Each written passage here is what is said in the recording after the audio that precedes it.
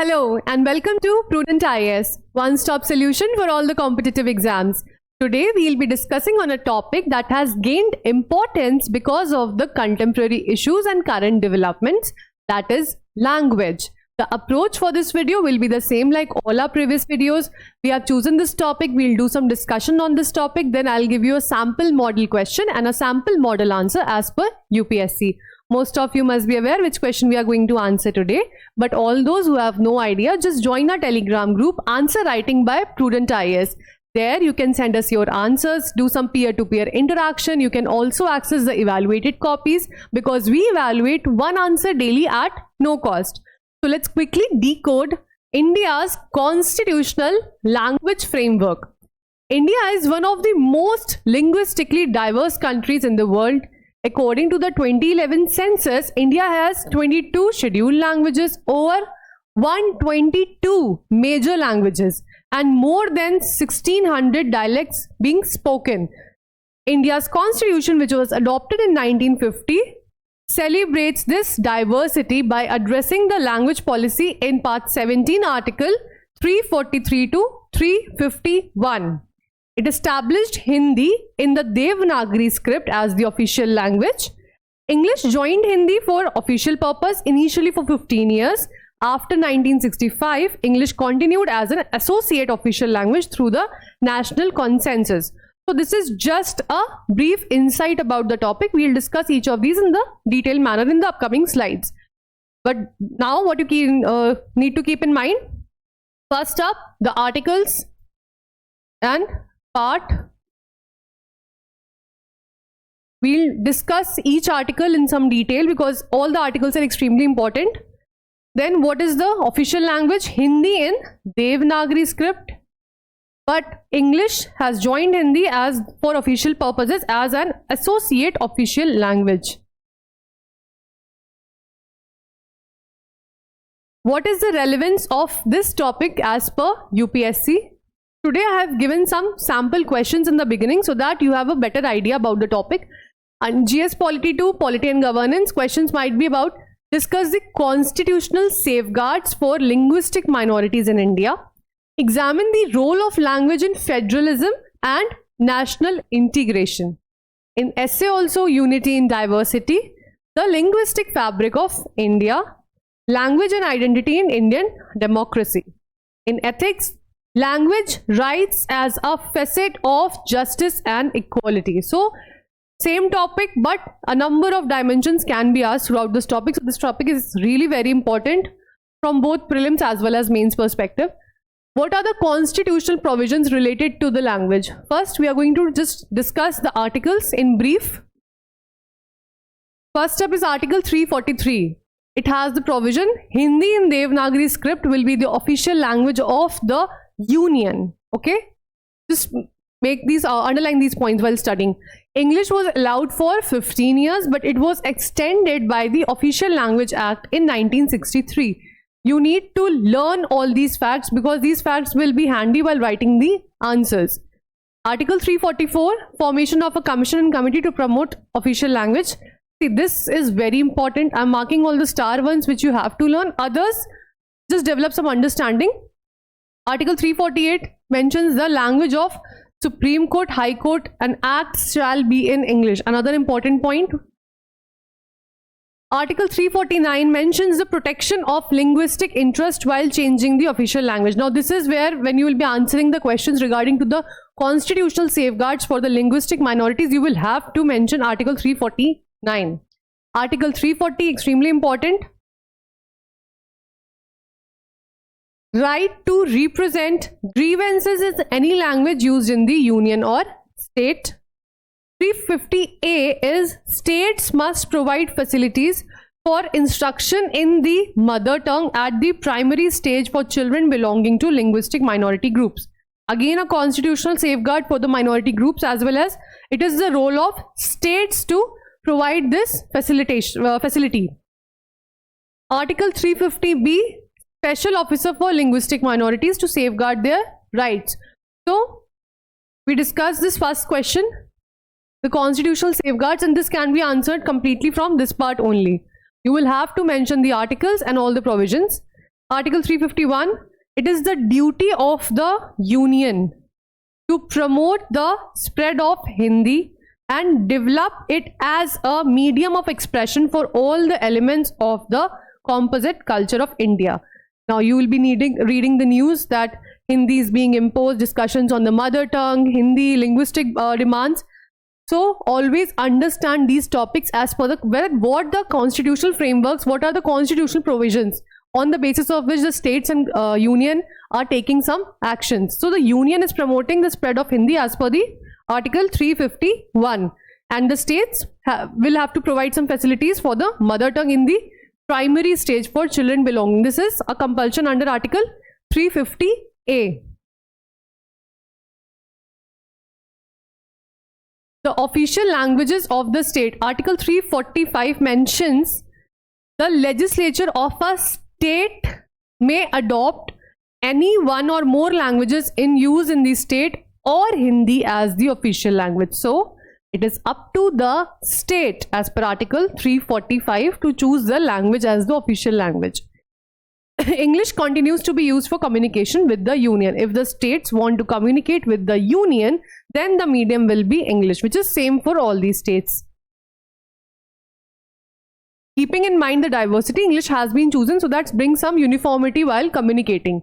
Now, related to language is the 8th scheduled languages. It mentions and recognizes 22 languages in the 8th schedule, which were expanded throughout the several amendments. Now, another fact is here, amendments. You will have to learn all the amendments which we'll be discussing now. So, initially there were 14 languages in 1950, but now there are 22. And why? Because of the various constitutional amendments. What are these amendments? First, 21st, 1967, it added Sindhi. 71st amendment in 1992, it added Konkani, Manipuri and Nepali. 92nd amendment 2003, it added Bodo, Dogri, Maithili, Santali. Now, for all these, one way of learning is just develop any key form. For example, KMN. For this, just make some short forms and abbreviations to memorize these, because you will have to learn. Language and federalism, linguistic reorganization of the state. So we have already seen that multiple times states have been reorganized on the basis of language. Fazal Ali Commission in 1953, it recommended the formation of linguistic states to address the regional identity concerns. Now, many states are demanding for separate statehood. Why? Because of their language. That same language speaking states must be together, and therefore they demand separation.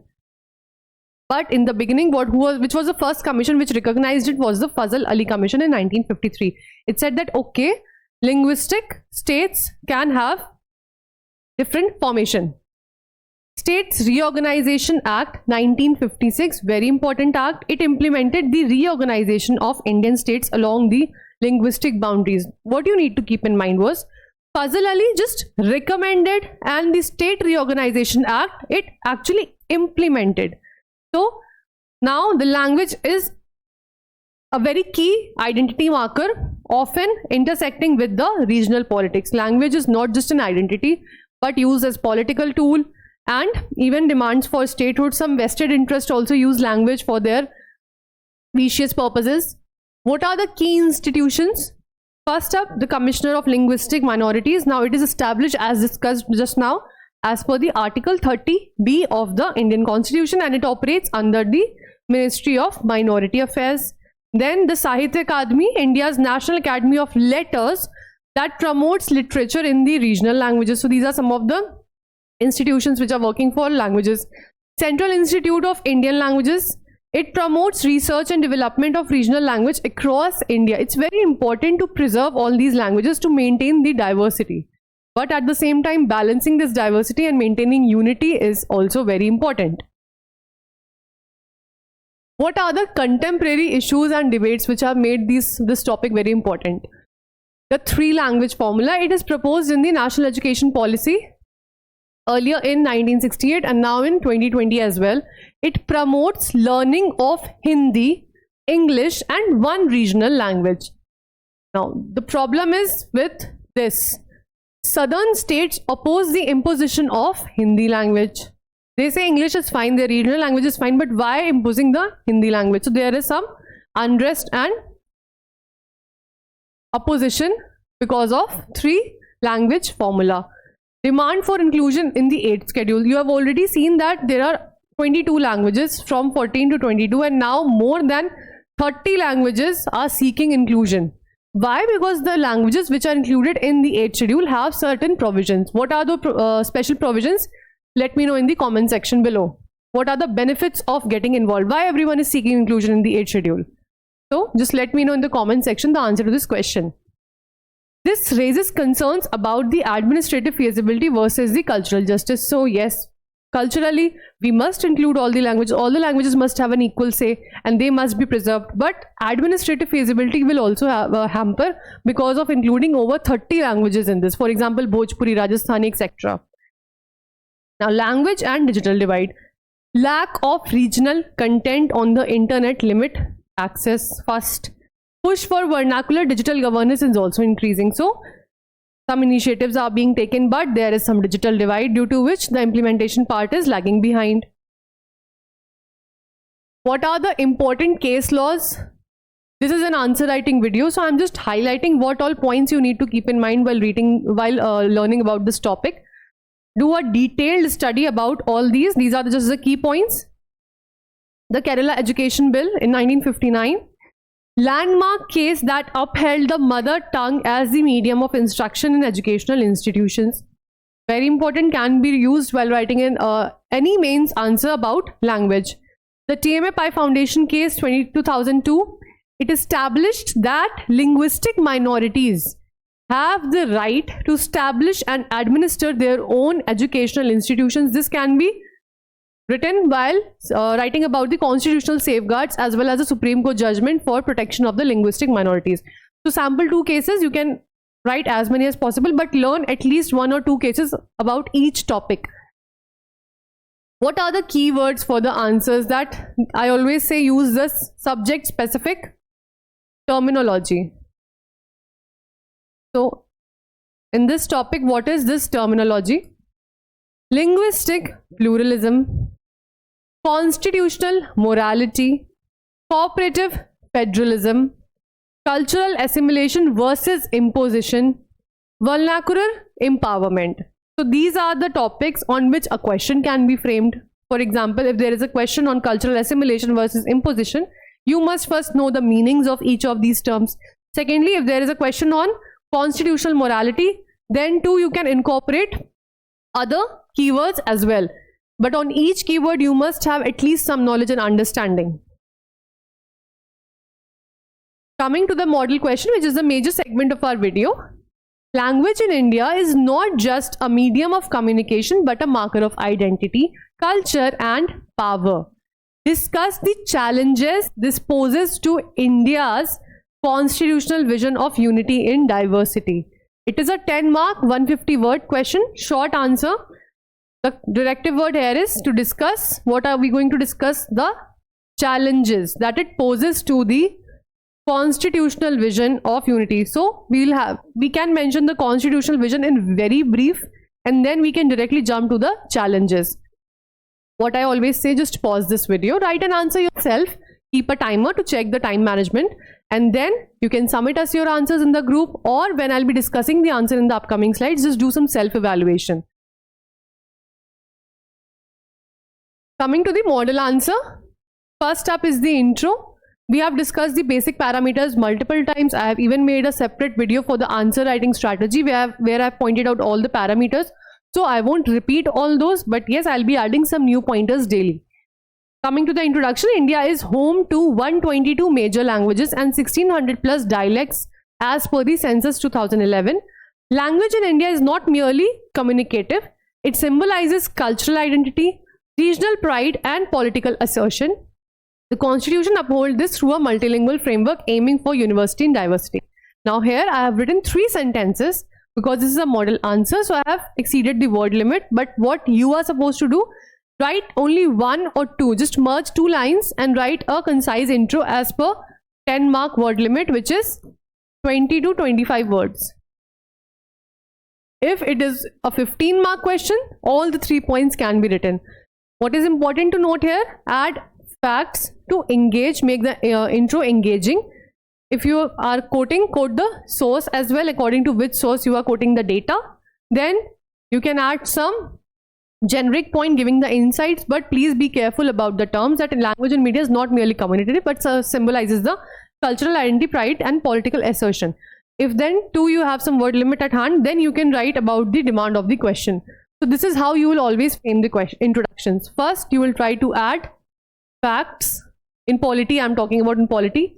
If there is some important insight about the topic, which can be a generic insight, some theoretical insight, and then if the word limit allows you, then the demand can be explained. In various other questions, when a specific term is asked, what you will follow? You will first write the definition, then you will follow all these points. Okay?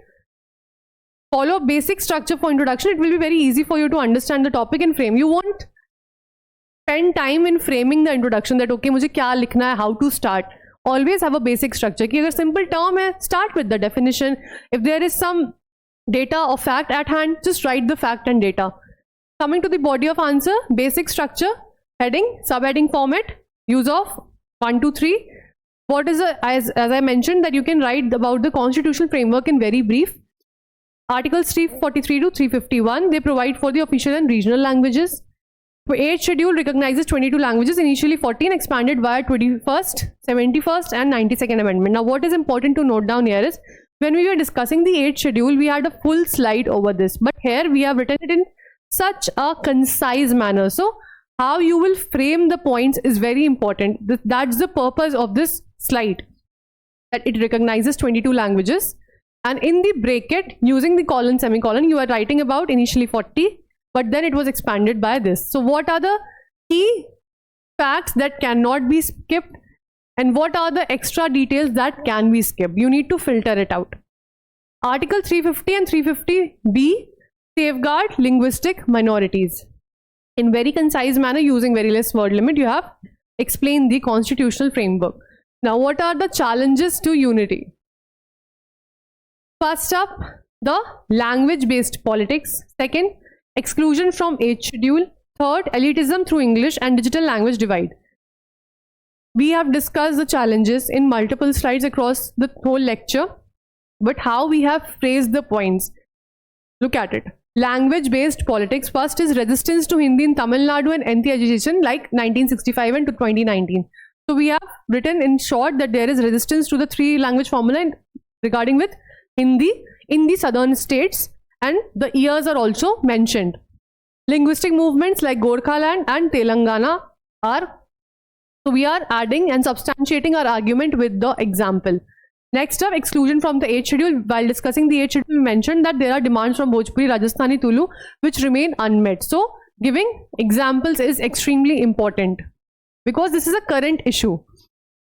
Elitism through English. Now, dominance in quotes, as discussed that in quotes, English is the medium. Education, UPSC, all the demands, as argued, sideline the regional speakers. In UPSC also there is a mindset in the students that English speaking students might get more marks and they might score better and have higher chances of selection. Digital language divide, limited AI and tech support for non-scheduled languages. Now, the question which I raised was, what are the benefits that the languages get under the 8th schedule?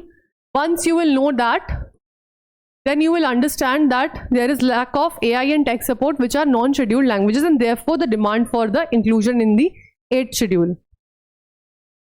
So this is a 150 word answer. In very concise, see the number of dimensions we are mentioning. This is important. You can use this as structure or you can use a flowchart. While drawing the flowchart, just don't do one mistake. And no, I know these are just the basics, but trust me, students are still doing these faults. If this is the question, you have started your answer from here. You have written an introduction, right? Now, while drawing the flow chart, what the student usually do, they'll write a heading, first point, second point, third, fourth, fifth.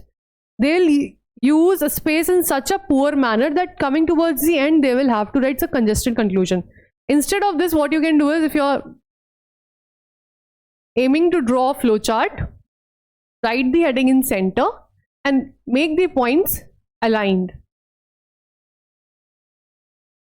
Even if you are using to make a flow chart, write heading and just write the points, leaving one space. One line space is fine. But please, space management is extremely important while using any structure other than this heading subheading structure. Coming to conclusion, give this heading, just write from here. For India's multilingual unity to thrive, policy must promote vernacular inclusion, respect regional aspirations, and strengthen the linguistic federalism without imposing uniformity. Now, about conclusion, there are 2-3 things which you need to note. First, the use of terms. Promote vernacular inclusion. While writing the answer in the handwritten format, underline these words. Respect regional aspirations and strengthen the linguistic federalism. The approach will be which we are going to choose while writing the conclusion. First, we will summarize all the points. That is, we will stick to the demand of the question. कुछ भी importance of language नहीं लिख देना है. But as per the demand that yes, for India's multilingual unity to thrive, policy must promote what approach we are going to give, a very balanced approach. We are not going to reject one over the other, that no, we must not promote other languages, or yes, we must promote all the languages, we must include Hindi or not. No, we are not going to take sides, but we'll write in very concise manner that the policy must promote vernacular inclusion. That's true. All the languages must be promoted, but respect the regional aspirations and strengthen the linguistic federalism. So if we are devising these states and creating states on the basis of language, then linguistic federalism needs to be promoted without imposing the uniformity. One structure fits all cannot be applied in India because we have more than 1600 dialects, right? So a number of tongues are spoken. Conclusion is concise, summing up the points, giving a way forward which is balanced and positive. This is how you are going to sum up your answer. I hope it's pretty much clear to you all now. This is it about the topic. It was a very short topic, but a very important topic. If you want us to make a video on the topic of your choice, just let us know in the comment section below. Till then, subscribe our channel Prudent IAS and join our Telegram group Answer Writing by Prudent IAS. We'll be back with another interesting video super soon. Thanks for watching.